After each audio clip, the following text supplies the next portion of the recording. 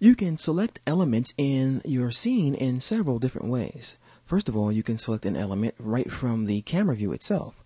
So if you want to select the ship, you click on it. If you want to select the sky, you click on it. And likewise, you can also select the elements by holding down the Shift key to select more than one element. So I have the sky selected, I'll hold down the Shift key, and now I've selected the ship and the sky. And you can also see what's going on in the timeline. I have the ship and the sky selected. To deselect, just find a blank area of your workspace like so, and click. I can also hold down the Shift key in my timeline. So if I want to click on the ocean, and I want to go up to ocean rear, I hold down Shift, click on ocean rear, and I've grabbed all three of those elements. Once again, I click on a blank space to deselect those elements.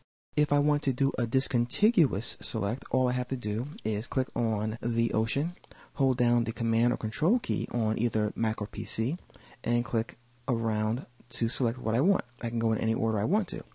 And still holding that key down, I can click on that element again to remove it from the list. I can also select elements from the exposure sheet. So if I want to grab the ship, I click on the ship, and now I've selected the ship that way, and I can of course move it around. Let's talk about how to move things now. All you have to do is make sure you have your select tool selected, and just move that element wherever you would like to place it.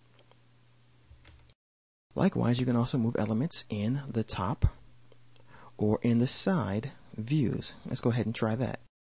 Now, the element that's currently selected is going to be the one that's darker than the other one. So if I click on this line here, I can tell which one I have selected by looking in the timeline. So this is the ocean, and this one is the ocean rear. So if I want to, I can grab the ocean and click and drag in the top view here and move it to the front like so.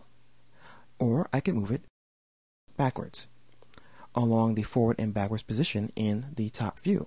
And I can also do the same thing, of course, in the side view. So let me go ahead and grab that and do the same thing. I can move it up and down with the side view very easily.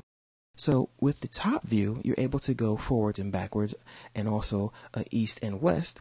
And in the side view, you're able to go north and south, and also forwards and backwards.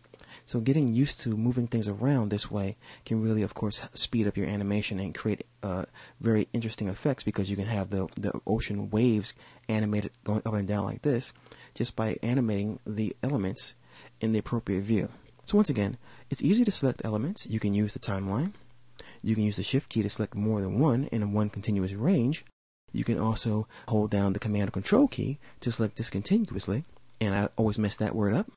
And we can also select things from the top view and the side view. And you can move things around to create animations this way as well. That will give you more dynamic animation instead of having things just in one flat plane.